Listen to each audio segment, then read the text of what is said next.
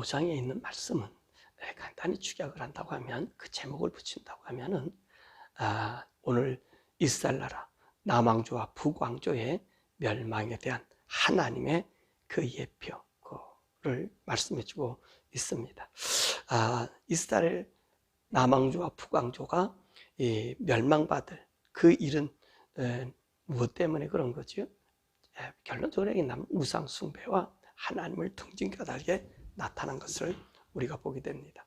더욱이 북왕조에 대한 이 멸망에 대해서 오늘 본문의 말씀은 더 심각하게 우리에게 말씀해 주고 있는데, 오늘 이 4장에 있는 말씀은 어떤 말씀이었습니까?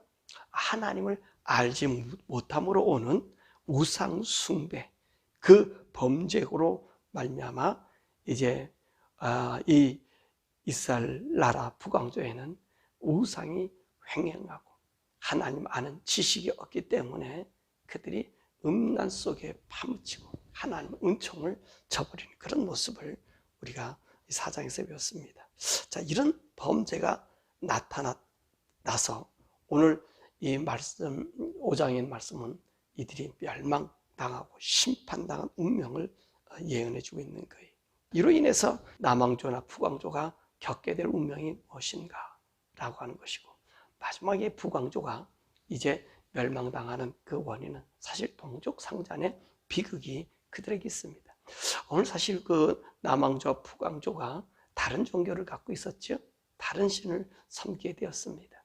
물론 북왕조 속에도 하나님 말씀의 법이 잔잔히 흘렀고 하나님의 선자들을 그들에게 보내주었지요. 그러나 그들이 받아들이지 않았잖아요. 그러다 보니까 오늘 여기 본문의 말씀은 사생아를 낳았다, 그런 얘기를 보면 이 사생아가 낳았다는 것이 그 백성들이 전부 이제 하나님의 백성으로서의 살아갈 북왕조의 모습이 이제는 우상 섬기는 다른 신을 따르는 그런 아들을 낳게 되었다라고 하는 것으로 우리가 보게 됩니다. 그러므로 이들 두 민족은 같은 형제지만 동족 상잔의 비극을 우리에게 보여주고요. 또 이들의 멸망이 어디서 오느냐? 저들이 의지한 아수르 왕을 통해서 이 북왕조가 멸망당하고 있는 것을 우리가 보게 됩니다. 자, 그러면 오늘 본문의 말씀으로 돌아가서 오늘 1절과 2절의 말씀 무슨 말씀이죠? 이 지도자들에 대한 경고를 말씀해 주고 있습니다. 이 제사장들 그리고 이스라엘 왕족들, 이런 지도자들에 대해 우리 하나님께서 경고를 내리고 있잖아요. 어떤 경고를 내려요? 사실 저도 얘기했지만은 지도자가 어떠냐에 따라서 우리의 영적인 것과 우리 삶의 차원과 질이 달라지고 있음을 우리가 보게 됩니다. 그래서 이 5장에서는 이 지도자들이 어떻게 백성을 이끌고 갑니까? 이들이 끌고 가는 것이요. 옛날에는 이 미스바라고 하는 곳에 에브라임 땅 아닙니까? 그래서 이 사무엘이 이스라엘 백성들을 정말로 하나님 말씀으로 다스렸던 그 미스바 아니에요. 그런데 오늘 이 북왕조에 있는 이 제사장들이나 이 왕족들이 이 미스바에서 하나님을 향한 구원의 외침이 아니라 오늘 이곳에서 오히려 우상을 섬기는 섬김의 기지가 되게 만들었다는 것입니다. 자, 이 통치자라고 하는 사람들은 이 백성을 생각하기보다는 그 백성을 생각하면 좋은 통치자지요. 훌륭하고 바른 통치자지요. 근데 대부분 이 통치하고 지도하는 사람들은 자기 생각이 아니라 자기의 이익과 권익을 따지는 사람들이거든. 백성이 죽든 말든 상관하지 않아요. 자기들의 권익과 이익을 따지는 거예요. 그러니 옛날에 이 미스바 이곳에서는 사무엘이나 기도의 사람들을 통해서 영적인 부흥의 운동이 일어났던 것이 미스바니. 그런데 오늘 이곳에 있는 이 북왕조에 있는 이 북왕조의 왕족들이나 또 제사장들은요, 이것이 오히려 우상을 섬기는 섬김의 장소로 변화시켰다는 것입니다. 우상을 섬기는 것으로. 그래서 오늘 이들이 우상을 섬김으로 말미암아 너네들이 어떤 일이 생겨지느냐? 다볼산에다가 친 금을 갖다라고 얘기하는 거예요. 다볼산은 북왕조 쪽에서 보면 가장 높은 산으로 보여지거든요. 그러니까 이 산의 위에다가 그물을 쳤다 생각해 보세요. 그게 무슨 말이에요? 만약에 새를 잡고 또 고기를 잡는 때 높은 곳에서 그물을 던져놓으면 그 안에 있는 고기들은 다 죽임을 당하지 않나요? 바로 그 얘기를 하시는 거예요. 너네들이 지금 이 하나님 앞에 회개하고 하나님께 돌아와서 하나님 아는 지식으로 나가야 되는데 그러지 아니하고 우상을 섬기니까 너희들이 어디로도 갈 수 없는 신세, 그러니까 한마디로 죽음을 당하는 심판을 피할 수 없는 것을 이야기하고 있다는 거예요. 그러니까 오늘 하나님께서 너희 이 왕조들, 너희 왕의 그 왕족들과 이 제사장들이 하는 죄가 뭐냐? 3절과 5절의 얘기 아니에요. 음행으로 우상 숭배로 모든 사람이 여호와 앞에 돌아갈 수 있는 길을 막았다는 것입니다. 막았다는 거예요. 그들이 하나님께로 돌아올 수 있는 그 길을 모두에게 막았다는, 이 그물을 친 것처럼 막았다는 것입니다. 그래서 오늘 이들이 이 하나님께서 심판받을 수밖에 없는 것은 오히려 의로운 하나님의 거룩한 것을 우상 섬기는 것으로 바꿔 놓았기 때문인 것을 말합니다. 오늘 이 남왕조도 이 북왕조와 같이 앞으로 이제 같은 일을 저지를 것을 또한 이야기해주고 있지. 자, 이들이요 이러면서 어떤 일이 생기십니까? 우상으로 그들의 마음과 온 몸이 바뀌어져 있는 이들이 때 늦은 후회가 있을 수 있다는 거예요. 그 6절에서 7절의 말씀이. 자, 그러니까 온갖 이제 우상을 숭배하고 하나님 등지게 만들고 하나님 믿는 것을 방해하고 하나님 믿지 못하게 제도를 만들고, 그래서 모든 백성들이 높은 산과 낮은 산이나 골짜기나든가 이 나무들 앞에 정말로 자기들의 신을 만들어 놓고 섬기게 만들어 놓고요. 이제는 자기들이 당하는 어려움과 고난이 오니까 이들은 어떻게 하겠어요? 여호와를 찾는다는 거예요.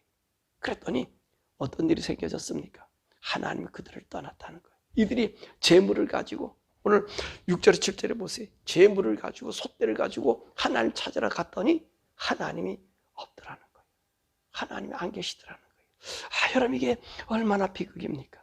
저와 여러분들이 하나님을 섬깁니다. 하나님 믿습니다. 그런데 하나님이 우리의 하나님이 되지 않으셨어요. 하나님 우리의 기도를 받지 않는다는 거예요.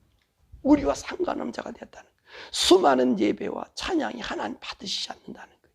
사실 하나님께서는 이 말씀을요, 이사야 때 이사야를 통해서 말씀하지 않았습니까? 하나님이 뭐라고 1장에서 그렇게 얘기하잖아요.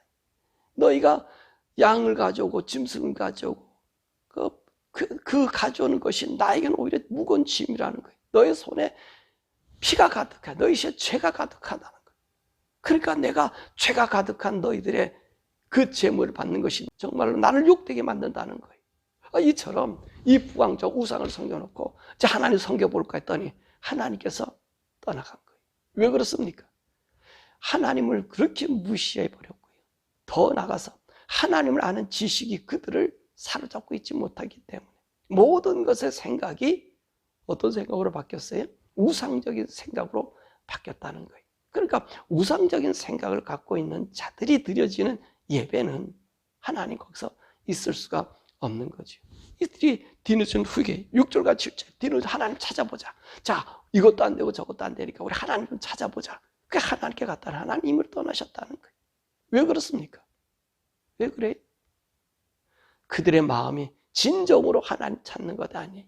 어떤 위기상황을 넘기고자 하는 그런 모습일 수도 있고요. 여러분, 우상적인 가치관으로 하나님을 섬긴다는 거예요. 그러니까 하나님께서 그들을 떠나서 그들을 만나주지 않는다는 것입니다. 자, 그러니까 이들이 어떤 일을 또 행해요? 그 다음에는 이들은요, 이제 아수르를 찾는 거예요. 자, 하나님이 그들을 등지니까 이제는 아수르를 찾는 거예요. 사실 이것이 8절에서 14절에 있는 말씀이거든요.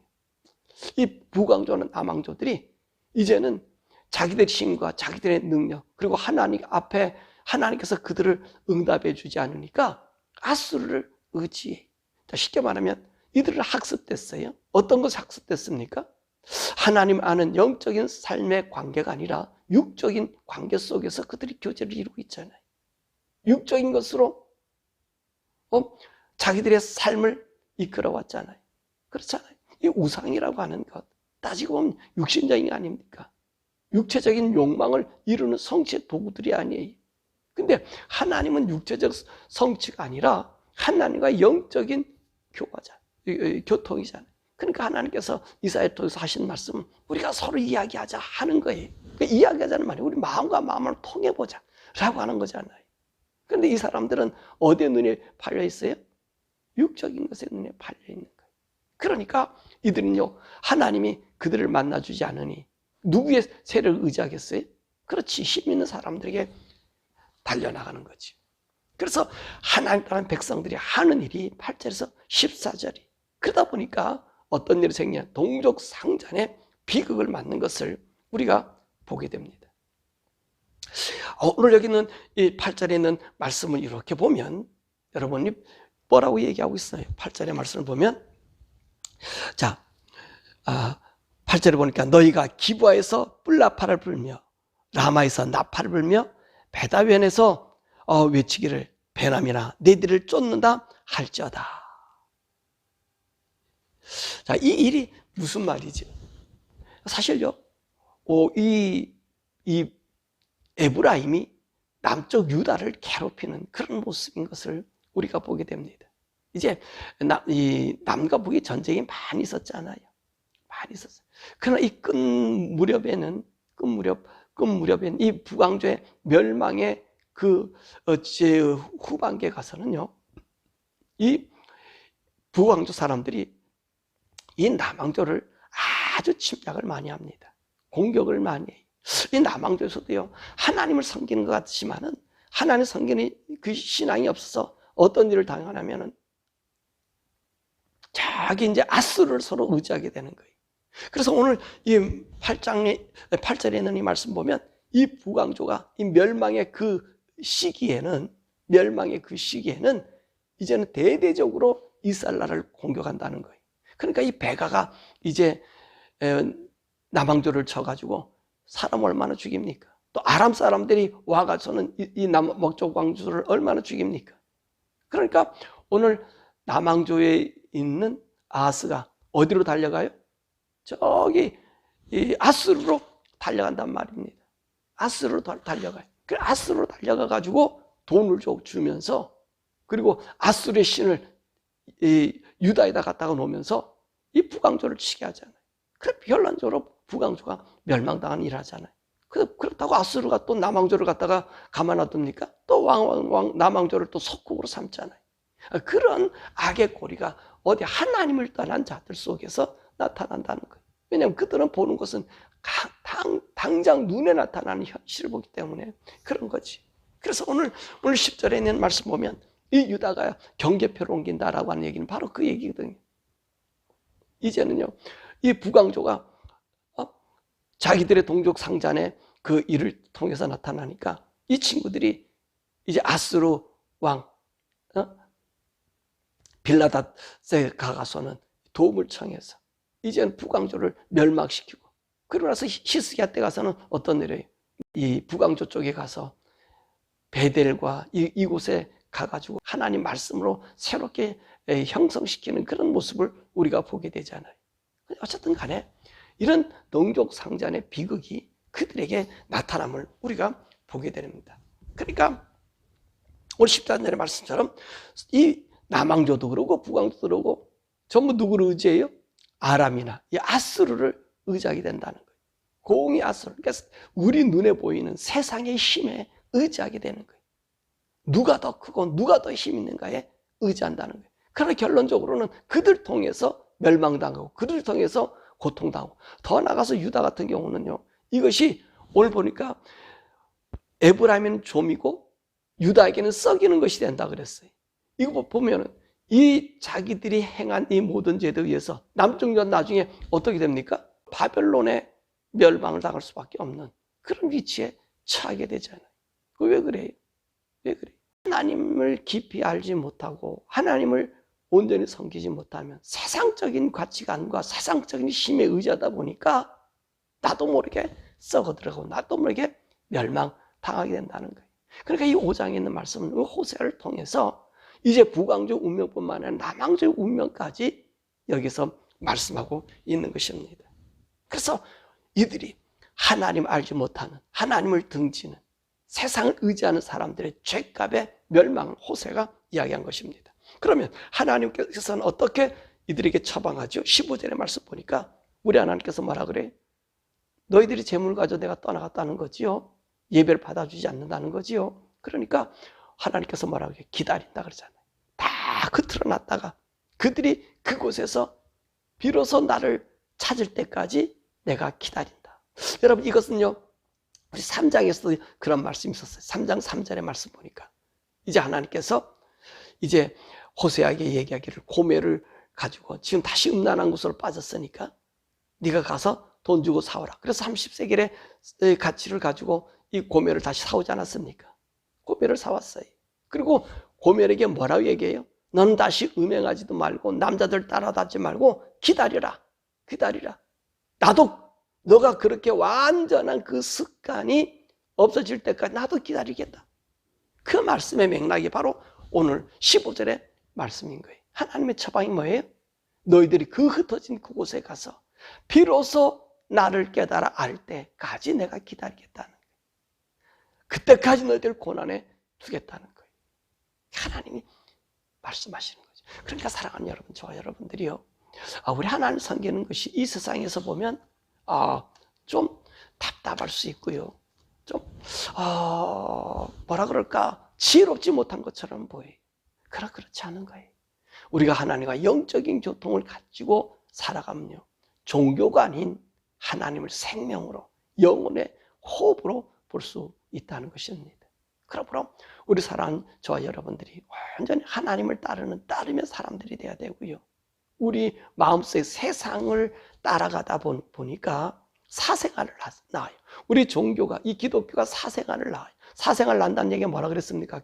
이 세상의 우상과 문화를 접하다 보니까 그 사상이 나를 사로잡는 거예요. 그러니까 초하루와 그 월삭 때 새로운 월삭을, 새날을 그들을 즐긴다는 거예요. 새날을 따라간다는 거예요. 이 새날이 뭡니까? 세상 문화 속에 접한 하나님의 절기한 새절기, 그들이 만든 절기로 간다는 거잖아요.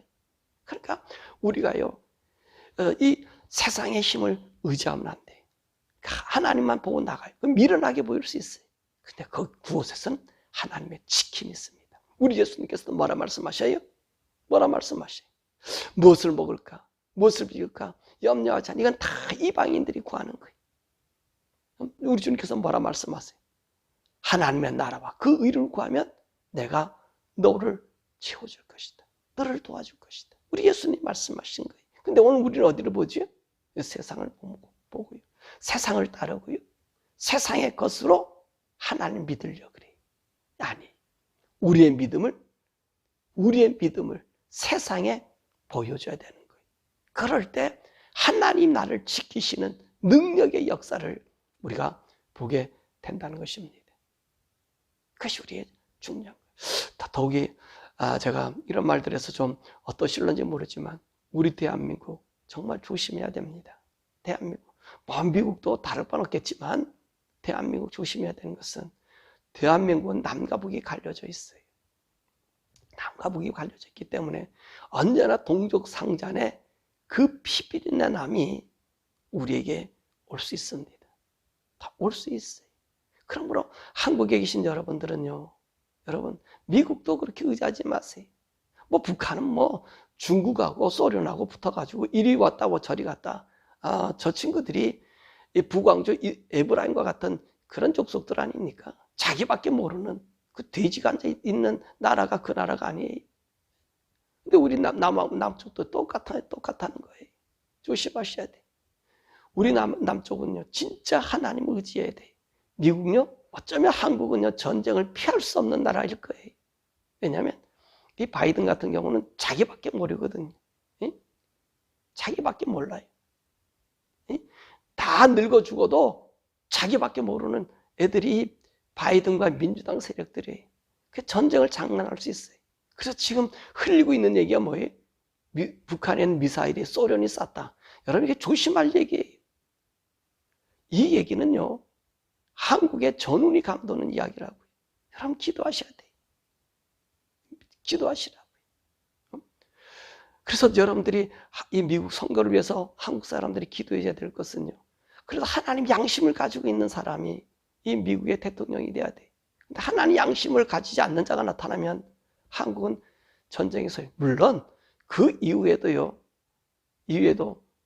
공화당이 됐든 민주당이 됐든 한국은 이들이 사용하는 탄약고입니다. 그렇기 때문에 한국은 기도하셔야 돼요. 우리 한국의 성도들은 기도해야 돼요. 얼마든지 기도해야 돼요. 우리의 힘이 아닌 우리들이 자청, 이 남과 북왕조가 그 싸우는 모습, 외세를 전부 끌어들였잖아요. 그처럼 지금 남쪽도 그렇고 북쪽도 그렇고 서로 외세를 끌어들이고 있잖아요. 그렇기 때문에 여러분 기도하셔야 되는 거예요. 하나님 주관 안에 있어야 되는 거예요. 네? 하나님 안에. 바라고 나기는 우리 5장에 있는 말씀을 보면서 우리 사랑하는 성도들이 정말로 있어야 될 곳, 하나님 아셔야 돼요. 기독교적인 가치관으로 세상으로 섞으면 안 돼요. 기독교 가치관, 하나님의 가치관을 하나님으로 알려줘야 되고요. 기독교가 종교가 돼서 세상의 것을 기독교와 예수화 시켜서는 안 된다는 거예요. 예수는 예수로 존재할 수 있도록, 하나님은 하나님으로만 존재할 수 있는 이 신앙이 우리 한국교회에 있어야 됩니다. 이런 하나님의 그 보호하심의 역사는 여러분의 기도에 있으니까 기도하셨어요. 오늘 이 동족상잔의 이 비극, 남왕조 북왕조의 동족상잔의 비극이 우리 대한민국에 나타나지 않기를 참으로 기도한 여러분 되기를 주님으로 축원합니다. 오늘 우리 시간에 함께 기도하지요. 오늘 동족상잔의 남북 왕조의 모습을 오늘 5장에서 예언했다라고 얘기했습니다. 더욱이 북왕조의 금방 다가올 예언은 아수르에서 멸망이죠. 근데 아수르의 멸망은 어디서 왔습니까? 이 남왕조가 하나님 의지하지 아니하고 아수르의 세력을 의지해서 그들의 문제를 풀려함으로 이제 이 북왕조가 아주 멸절당하는 그 일을 보게 됩니다. 자, 오늘 설교 마지막 부분에 우리 대한민국과에 대한 이야기를 우리가 좀 했잖아요. 여러분, 그런 개연성이 많이 있습니다. 어쩜 우리 한국은요, 전쟁을 피할 수 없는 나라인지도 몰라요. 그러니까 여러분 기도하셔야 돼요. 여러분 기도하셔야 해요. 하나님 우리나라를 도와달라고, 동족상잔의 이 비극 겪게달라고 기도하십시오. 기도하십시오. 여러분 한국은 중국이나 소련이나 이 미국의 그들 앞에 펼쳐진 바둑판이 언제든지 자기들의 이용의 대상으로 써먹을 수 있는 나라가 한국입니다. 그래서 이스만 대통령이, 그리고 우리 선각자들이 하나님 영광을 받아서 애국가를 만들지 않았습니까? 하나님이 우리 보호해달라고. 하나님 보호해달라고. 우리 대한민국은요, 하나님이 보호해 주셔야 돼요. 미국에 의해서 사는 나라도 아니고요.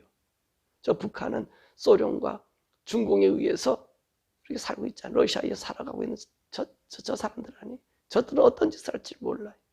저들을 막을 수 있는 길은 우리 성도들이 기도하는 거예요. 여러분, 오늘 우리의 특별히 대한민국을 위해서 기도하십시다. 하나님, 대한민국의 동족상잔의 비극이 나타나지 아니하도록, 우리 대한민국에는 기독교가 깨어있으면 기독교 때문에 여러분 동족상잔의 비극이 없어져요. 근데 기독교가 썩으면 반드시 우리는 전쟁의 말이 되는 것을 여러분 아시고, 하나님 우리 대한민국 하나님 영으로 바르게 해달라. 우리 믿는 믿음의 사람들이, 하나님의 사람들이 하나님으로 이 모든 세력을 이길 수 있는 우리 되게 해달라. 우리 주여 부르고 함께 기도하겠습니다. 주여